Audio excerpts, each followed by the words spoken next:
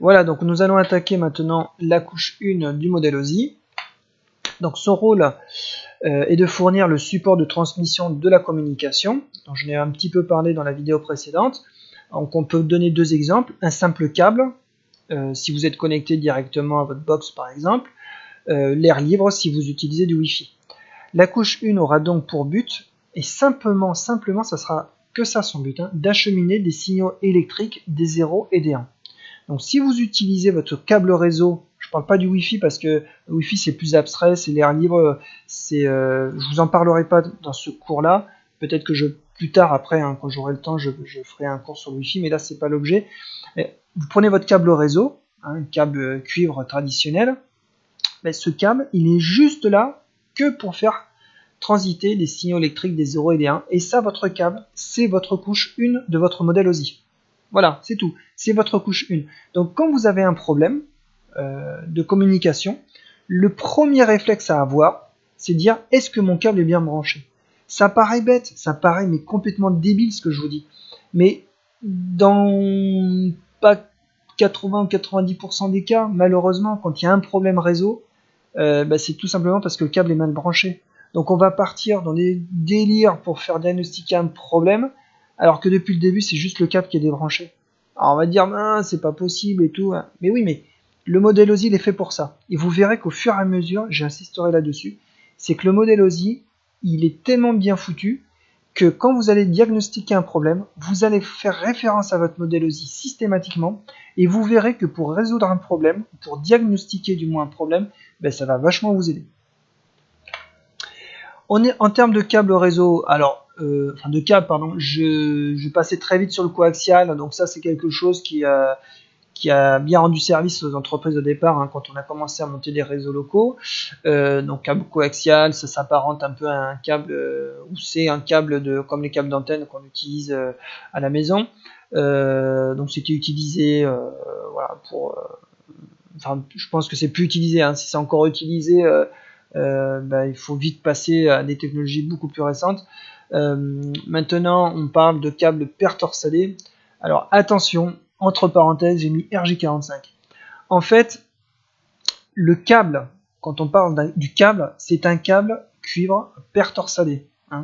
Quand on vous dit un câble RJ45, si on doit être un gros puriste, on dit non, c'est un câble à paire torsadée. C'est la connectique, je ne sais pas si vous voyez la souris, c'est la connectique qui est en RJ45. RJ45 mâle dans ce cas, RJ45 femelle si vous êtes sur une prise ou si vous êtes connecté sur un switch, un hub, enfin, peu importe. Mais c'est le câble à paire torsadée. Donc attention, attention, voilà. Alors vous faites comme tout le monde, vous faites comme moi, bien évidemment, tout le monde dit un câble RJ45, voilà, tout le monde dit un câble RJ45 puisque c'est rentré dans les mœurs, tout simplement parce que au jour d'aujourd'hui, les câbles à paire torsadée, les connectiques, ce ne sont que du RJ45. Voilà, il n'y a pas d'autres. Alors, il y en a d'autres, je vous avoue qu'il y en a d'autres. C'est beaucoup plus rare, et à la maison, vous n'aurez que du RJ45. Donc c'est vrai que maintenant, on parle de câble RJ45. C'est pas grave, c'est pas grave. Mais si vous voulez faire le petit malin ou la maline en famille, entre amis, tout ça, ou même au bureau, si vous voilà, vous dites c'est pas un câble RJ45, c'est un câble à paire torsadée. Alors juste, je fais j'allais dire une parenthèse, mais je crois que je suis déjà dans la parenthèse. Un câble à paire torsadée, vous avez à l'intérieur 8 fils, 4 paires. Donc ça, on pourra peut-être faire un hors-série entre guillemets en parlant du câble à paire torsadée. Tout ce qu'il faut savoir, c'est que vous avez 8 fils, d'accord?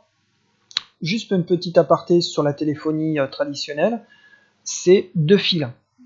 Donc les vieux téléphones analogiques de la maison à l'époque de vos parents, grands-parents, arrière-grands-parents, enfin je sais pas quel âge vous avez. En attendant, les téléphones de l'époque c'était 2 fils. D'accord. Si vous êtes en ADSL, normalement c'est pareil, c'est toujours 2 fils, ça n'a pas bougé. Voilà.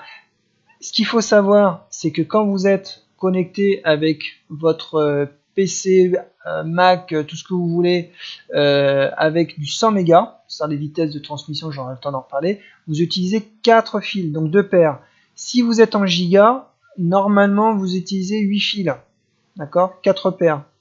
Mais bon, Enfin bref, je ne vais pas rentrer dans les détails. En attendant, c'est le câble que tout le monde connaît aujourd'hui. Je termine par la fibre optique. Alors la fibre optique commence à être connue par tout le monde, hein, puisque on prie chaque jour pour avoir la fibre optique à la maison, si vous ne l'avez pas déjà. Tout simplement puisque le câble à paire torsadée, nous sommes limités à une longueur de 100 mètres. Et bien évidemment, vous pensez bien que les opérateurs, ils vont pas s'amuser à déployer du câble à paire torsadée, un connecteur RG45 pour les particuliers ou les entreprises, puisqu'avec cette distance de 100 mètres, c'est trop compliqué. Donc en fait, le réseau cuivre traditionnel qui est utilisé pour la DSL, le VDSL, toutes les technologies qui s'appuient sur le cuivre, va tendre à disparaître, tout simplement puisque alors il y a le problème de distance. Alors excusez-moi, j'ai parlé de 100 mètres, mais non, je parlais de câbles réseau, de ce type de câble avec des connecteurs RJ45, on est limité à 100 mètres. Mais si on parle du cuivre des opérateurs, eux ils sont pas limités à 100 mètres, ils sont limités à rien du tout, ils sont limités à plusieurs centaines, voire plusieurs kilomètres. Mais en attendant, plus vous êtes éloigné, plus le signal s'affaiblit et plus vous avez une connexion ADSL toute pourrie.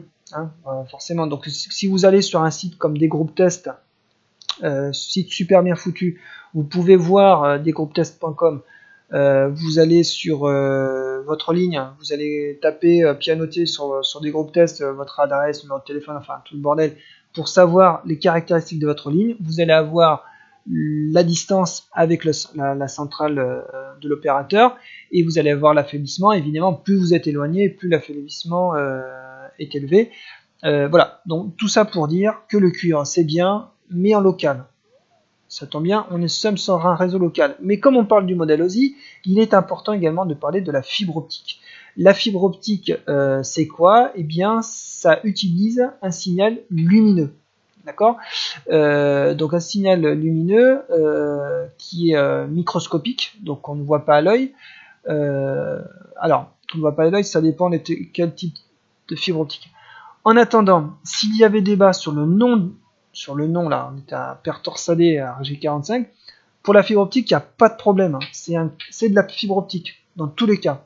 Après, on a pléthore, beaucoup, de connectiques. Donc là, vous avez un modèle de connectique de fibre optique, il y en a d'autres, il y en a beaucoup. Je ne vais pas les énumérer, je vous laisse regarder sur internet, c'est super bien documenté. Voilà, donc en fait, ce qui arrive au jour d'aujourd'hui dans les entreprises et surtout chez les particuliers, c'est cette fameuse fibre optique où nous ne sommes pas limités, enfin du moins en termes de distance, c'est plutôt bien foutu. Et en plus de ça, c'est la vitesse. La vitesse sur une ligne ADSL classique, je dis bien ADSL, hein, parce qu'il y a plus des variantes, hein, VDSL, SDSL, enfin, sur un ADSL classique, vous allez monter à 10, 15 mégas, voire 20 mégas, et encore, c'est du 20 mégas descendant. Ça, j'en parlerai aussi, mais 20 mégas descendant. On ne vous parle jamais de débit montant, hein, qui est toujours de 1 méga maximum en ADSL, VDSL, quoique VDSL, je ne le connais pas trop, mais en ADSL, vous êtes toujours à 1 méga, hein, voire 512 kg. Donc quand on vous dit vous avez un ADSL de 20 mégas, oui, vous avez un ADSL de 20 mégas pour télécharger, mais pour uploader, pour envoyer des informations, vous n'êtes pas à 20 mégas, c'est pas vrai. Donc quand vous déposez un fichier, par exemple une vidéo sur YouTube, vous êtes limité à votre méga, vos pauvres mégas, donc 1 méga par seconde, dans le meilleur des cas. La fibre optique, on est vraiment sur des débits bien plus importants, et en plus de ça, on est sur des débits symétriques, que ce soit le download ou l'upload en anglais, débit descendant montant, on a les mêmes débits. Alors après, on peut être bridé par l'opérateur, ça c'est un autre débat. Mais en attendant, la fibre optique c'est cool, voilà, c'est tout ce qu'il y a à dire. En termes de topologie au niveau de la couche 1, alors on peut énumérer 3 types de topologie, il y en a peut-être d'autres bien évidemment, mais j'en ai retenu 3, le bus, l'anneau et l'étoile. Au niveau du bus, on peut revenir rapidement sur la diapo précédente, on pense au câble coaxial. En fait, je parlais du fameux câble coaxial qui traversait l'entreprise et chaque ordinateur allait se greffer sur ce fameux câble coaxial. Donc, si j'avais cette machine qui dialoguait sur le réseau, eh bien, elle dialogue sur tout le réseau et donc toutes les machines reçoivent l'information et c'est en fait public, quoi. Je parle et tout le monde et tout le monde écoute. Et le problème, c'est qu'il y a une seule machine qui peut parler à la fois. Et quand je dis qu'une seule machine, c'est une seule machine. Imaginez une réunion où à un moment donné, vous êtes dans une salle de réunion, il n'y a qu'une seule personne qui peut parler à la fois. Et s'il y en a 2, voire 3, voire 4, voire plus qui parlent, bien là, tout le monde se tait. Et là, il y a une seule personne qui doit parler. D'accord? Donc, je ne vous explique même pas le bazar. Quand on est 3-4 machines, ça va, mais quand on commence à être 10, 20 ou 30 machines, ça, en termes de performance réseau, c'est une catastrophe. Ensuite, la topologie en anneau, qui a été longtemps utilisée, puisqu'en fait, le système d'anneau était pas mal, avec un système à jetons. Alors, comment ça fonctionne? Ça fonctionne, alors comment ça fonctionnait plutôt, puisque je pense pas qu'on a encore des constructeurs qui travaillent un système anneau. En fait, vous aviez une machine qui avait le temps, pendant un laps de temps, elle avait le droit de parler, d'accord? Donc on prend cette machine, elle a le jeton, et elle a le droit de parler pendant, alors en termes informatiques, ça va être une microseconde, une milliseconde, ou 10 millisecondes. On prend le cas d'une salle de réunion, on a plusieurs personnes, on va dire à cette personne, bah voilà, tu as 10 secondes. En 10 secondes, on peut dire quelques trucs quand même, hein. Sauf si on est bavard comme moi, on va pas dire grand chose en termes de contenu, mais en tout cas, la personne a 10 secondes. Au bout de ces 10 secondes, il s'arrête. Il passe le jeton à son voisin. Son voisin, bah, il n'a pas rien à dire. Bah, il n'a rien à dire, je passe au voisin suivant. Le voisin suivant, il va parler, mais il a besoin que de 7 secondes, lui. Lui, voilà, il a besoin que de 7 secondes. Au bout de 7 secondes, il n'a plus besoin de parler, il passe à son voisin. Le voisin, lui, bah, il a beaucoup de choses à dire, donc il va utiliser ces 10 secondes, mais bah, voilà, ces 10 secondes sont passées, donc il va passer au voisin suivant. Jusqu'à ce qu'on arrive à la première personne, qui lui, effectivement, au bout de ces 10 secondes, il avait besoin de parler encore, donc il va reprendre la parole pendant les 10 secondes suivantes, et ainsi de suite, et ainsi de suite. Donc, l'inconvénient, bah, c'est qu'on ne peut parler que quand on a le jeton. L'avantage, c'est que en fonction du nombre de machines, en fonction de plein de paramètres, on était capable de dire qu'on allait avoir un temps de propagation de l'information borné. Voilà, on savait que, imaginons qu'on ait, alors je sais pas combien de machines, là il y en a 8, imaginons que ces 8 machines aient besoin de parler pendant ces fameuses 10 secondes, ben on savait dire, ben voilà, lui aura le jeton au pire des cas au bout de temps de secondes, pardon. Voilà, donc ça a permis de développer pas mal de communication en temps réel, puisqu'on savait dire bah, sur cette architecture là on est sûr d'avoir du temps réel. Alors temps réel, tout dépend du delta, hein. Quand on parle de temps réel, c'est jamais du temps réel, il y a toujours un petit delta, là on est dans les microsecondes, hein. Voilà. Et puis le dernier qui est évidemment celui qui est utilisé aujourd'hui, donc la technologie étoile. Alors pas confondre avec la technologie étoile de la première vidéo, où vous aviez l'ordinateur central avec tous les ordinateurs qui allaient se connecter dessus. Là, c'est en étoile, mais il faut s'imaginer que ce point-là est raccordé à un autre point, puis à un autre point, puis à un autre point. En fait, c'est une multitude d'étoiles qui va former, en fait, ce sont tous ces étoiles qui vont former cette fameuse toile d'araignée qu'on reverra plus tard quand on parlera de routage. Communication via le point central, donc là, ça sera un équipement réseau qu'on verra plus tard, hein, dans une prochaine vidéo. Donc technologie étoile utilisée aujourd'hui, où vous avez un ordinateur qui va, par cet équipement central, communiquer avec d'autres machines. Voilà.